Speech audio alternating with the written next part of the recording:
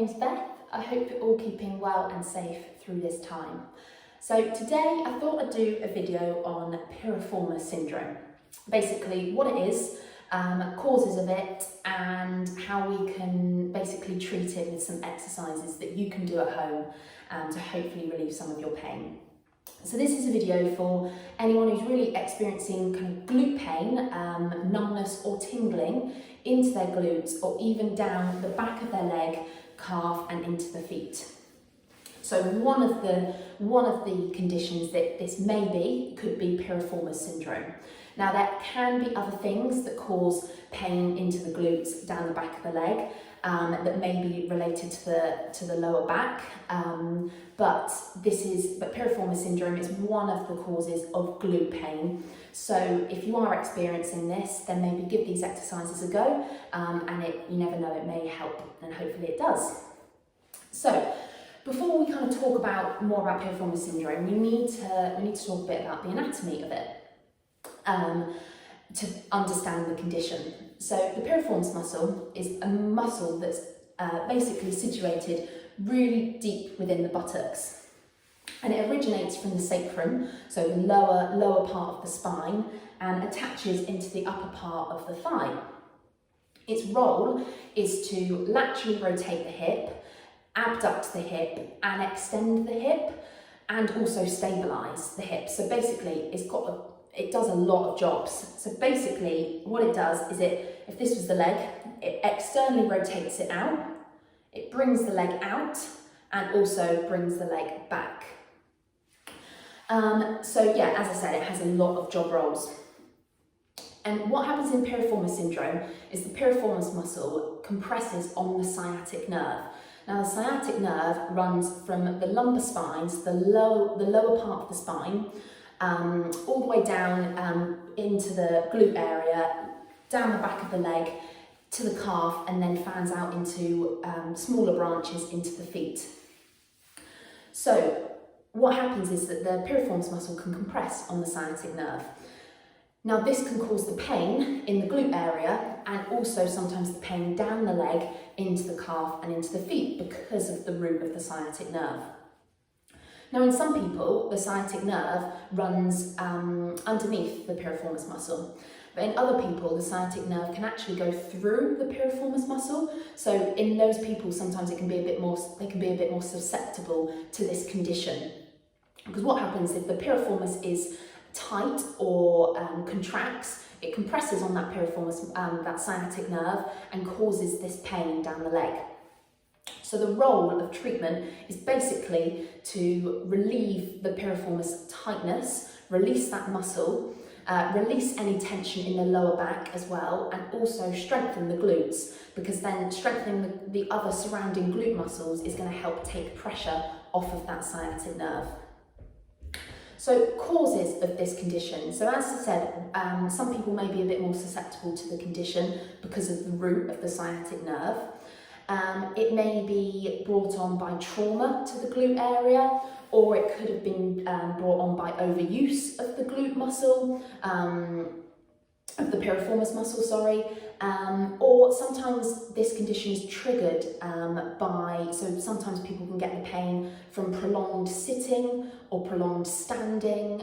So some of you that maybe are working from home now, have maybe got different work environments, maybe sitting down more, may have triggered this glute pain, or even running out more as well, could have triggered it. So there's lots of other things that may have triggered this piriformis muscle to tighten up and compress on this sciatic nerve. So hopefully the exercises that I'm going to give you are going to help release that piriformis muscle. So first of all, the first one is just a simple piriformis stretch. So you're going to lie on your back all the way down. You're going to have both legs bent, put one leg at a right angle onto the knee, and some of you may feel that stretch there. So if you do, absolutely fine, keep it there and hold it there. But for some of you, if you don't feel that stretch into the glute area, I want you to bring that leg up and bring that knee closer to the chest. Also, you can push a little bit onto that outer knee slightly, and you should feel a stretch down into the glute area. And just bring that into the chest. Now I want you to hold this stretch for for about 15 seconds. Do it on both sides, and then I want you to repeat it a couple of times. Now, if this is too much, this stretch, or if you don't want to do it lying down, you can do it seated. So if you're sat on a chair, you can just put that leg over like that, pretend I'm sitting on a chair, and push that knee down, and you should feel a stretch again on the outside into your glutes. Now the next one is to actually self-release the piriformis muscle. So you can do this with a foam roller if you've got one, or if not, you can use a tennis ball, golf ball, anything like that. I would suggest if you've got a foam roller to start off with that first, just because the tennis ball is good at getting right into that piriformis muscle, but sometimes can be quite uncomfortable if that's very tight in the glute area. So maybe if you've got a foam roller, start off with that. If not, give the tennis ball a go. So I'll show you how to do it with the foam roller first. So you want to roll onto it, so you're rolling onto that glute area. Now, you can just roll back and two in this area, and you'll probably feel that that's still a little bit uncomfortable, but if you want to really target the glutes a bit more, bring that leg over like we did in that glute stretch, and again, roll over. And you might find particular spots that are really quite sore that you can just hold in that position, like that. So just keep rolling, try it out, try a few different positions, see what works best for you. I would advise maybe doing that for 2 to 3 minutes. Now with the ball, again, get into that position. So remember where I said the piriformis muscle goes from? It goes from the sacrum, so the lower back, to the upper part of the thigh. So it kind of goes diagonally across the glutes. So you want to try and target that area. Again, you can do it with the legs straight out. This really gets a little bit deeper, so it can be a little bit more uncomfortable.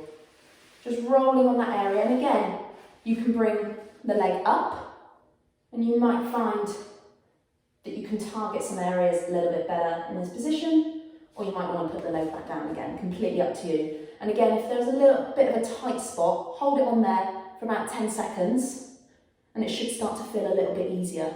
And again, rolling round. I would say about 2 to 3 minutes each side. Give that a go. Next one is some lumbar rotations. So the key for this, so why we're doing this is basically to loosen off the lower back, because if we've got tight back muscles, then most probably the glutes are probably firing more and over-firing to compensate for the tight back. So we want to loosen off the lower back and also loosen off the joints in the lower back to help release any pressure from the sciatic nerve, since it originates, as I said earlier, from the lumbar spine. So you're going to lie on your back, arms out to the side, knees up. What you're going to do is just roll your knees from side to side, so keeping your shoulders on the floor, like that. Just rolling from either side, nice and slow. Now I would do this about 12 to 15 times, just nice and slow. You can do it more if you like, but try and aim for about 12 to 15 times. Just either side, just to get that lumbar back nice and mobile, and just relax some of the lower back muscles. Like that. Good. Right, final one is our glute strength. So, as I said before, we want to strengthen the glutes to try and take the pressure off of the sciatic nerve. So my favourite one that I think is really good for the glutes is a band walk. So you can either do this with a long band underneath your feet, cross it over like an X band walk, or if you've got a smaller band like this, you can use that. Now I'm going to do another exercise after if you don't have a band, so you can still strengthen those glutes even if you don't have a resistant band. That's absolutely fine. So if you've got a band, then I want you to put it around your feet. So not around your knees or your ankles. The best part is to put it around your feet because that's going to get the most activation of the glutes and not basically making other muscles around activate. So you're going to put it around your feet, so about where your toes start pretty much. You want to have about hip width apart, slight bend in the knees, and you're going to little walks either side. Now, I don't want that foot to quickly come in, so it's nice and slow and controlled. And again, other way. Now, do this exercise until you feel your glutes tire. So you can really feel, after a while, you should feel that burn within the glutes. Now that's what you want to feel. And you just go, keep going.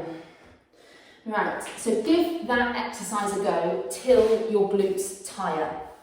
Now, the next exercise, if you don't have a band, you can basically just lie onto your side, and this is a simple hip abduction until fatigue again, so until you can feel that kind of glute burn. So it may be 30 seconds or it may be 1 minute. It just completely depends. So flex your feet, you're going to have your hips in line, so I don't want those hips coming over or back. You can come onto your elbow or lie down, whatever's comfortable. And you're going to bring your hip up and back down to about in line with your hip. Up, in line with the hip. So not dropping all the way down, I'm going to keep it here, bring it up and back down. Up, back down to the centre. Literally just like that. Nice and slow and controlled. Not letting those hips go forward or back. If you want to, put your hand on and you can feel it. And you can actually even feel those glutes working. So I want you to do that until you can feel them really starting to work. And again, change on the other side. Now, for the strength exercises, so for the band exercise or the hip abduction, I would suggest doing that every other day because we're working our muscles till fatigue. So we want, 48 hours for our muscles to repair and to relax again before we do it again. Otherwise, if you just keep doing this exercise, you're going to really tighten up those glutes. So I would recommend doing the strength exercise every other day until fatigue, and then doing the stretch, the piriformis stretch like I showed you, the rolling and the lumbar rotations twice a day if you can, and repeat the stretch for a couple of times, the lumbar rotations for 12 to 15 times, and then the self-release for about 2 minutes. And try and do that twice a day, I would, and then stick with the every other day with the strength. So that's it for today. Let me know any feedback, let me know how you get on with the exercises, and I hope this has helped anyway, or will help with any of you that are experiencing any glute pain or pain down the leg that may be caused by this piriformis syndrome. But yeah, give it a go. Anyway, see you soon. Bye.